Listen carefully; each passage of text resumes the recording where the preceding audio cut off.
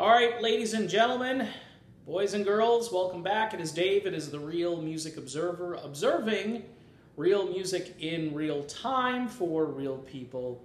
And those real people are just like you right there and me right here. I'll tell you what, opening statement here, I'd rather go see Blood, Sweat, and Tears live in concert right now than Chicago the band. I just would.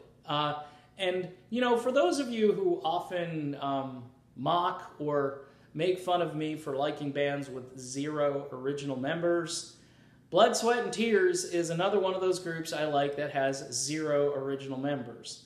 I think one of the founding guys, has recruited everybody who's in the band, including Bo Bice, who, by the way, is probably even better a singer than David Clayton Thomas was. Maybe not in David's prime, but certainly, you know, David maybe a few years before he decided to call it quits. Look, Blood, Sweat, and Tears is a band. Here's an idea for the folks over at CBS who I think had all of the BS&T albums, maybe minus one record I think was released, I think on ABC or MCA or whatever. And then there was one I think that came later, might have been independent or some other label. But they ought to do a really good comprehensive box set of Blood, Sweat, and Tears music. There's got to be a ton of material that was either shelved or didn't make the cut for these albums. And you go back to that first album where you had basically that all-star band. And then later on, of course, you had...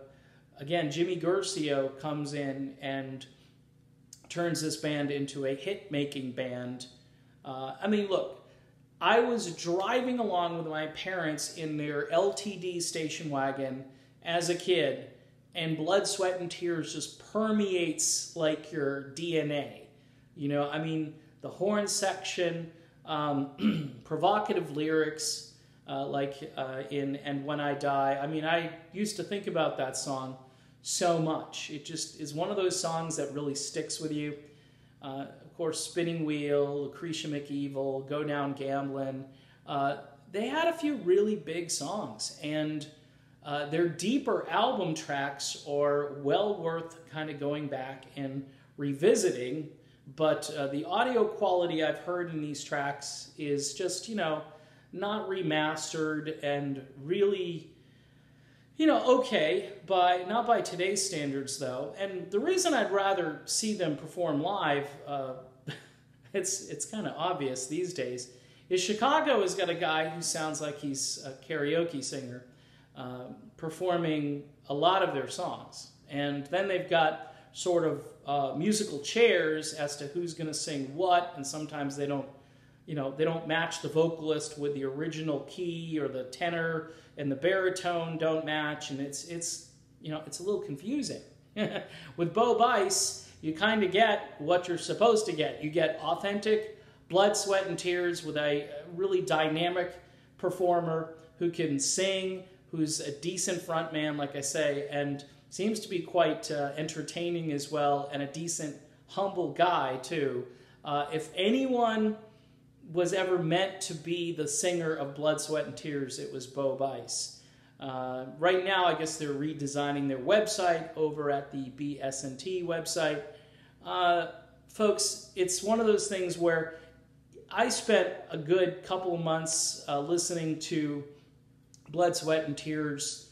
Earlier this year, I kind of, once I heard Bice singing, I said, I'm going to go revisit this band. And it's a ton of great music.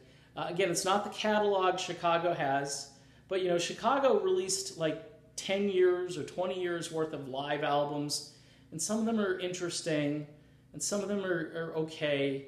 And if you're a real fanatic of Chicago and you kind of want to get a historical perspective of all of their, you know, live performances through the years, it's okay, it's good, but I'd kind of rather hear Blood, Sweat, and Tears. I think I'm Chicago'd out.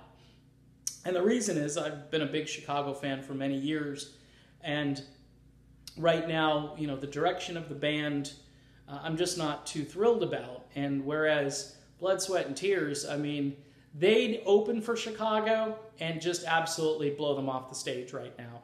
Yeah, they don't have the catalog, but you know what?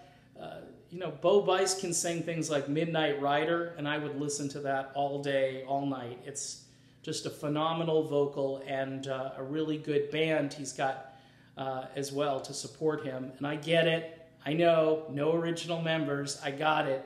But see, this is an instance where the music is being kept alive, and I think a legacy is being, fulfilled. It's being kept intact, which I think is really cool. Where Chicago right now, not so much. Go see Danny Seraphin and his band. Go see Bill Champlin. There's other guys out there.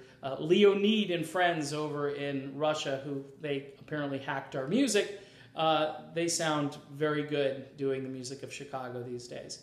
Blood, Sweat, and Tears, though, thumbs up. And do yourself a favor. Go back through that catalog and listen to their albums. The first album, again, is kind of like that all-star band of blues players and some good music on there as well. But when they hit the second album, they start playing music that people who listen to more melodic and pop music were completely sold on, and decades later, it still stands the test of time. Okay, I am done with this video, and again, if anyone wants to get me tickets for Blood, Sweat, and Tears, don't know if they're going to be in my neck of the woods, but hey, Bo, if you're out there, buddy, these videos, it's free publicity for you. See you soon.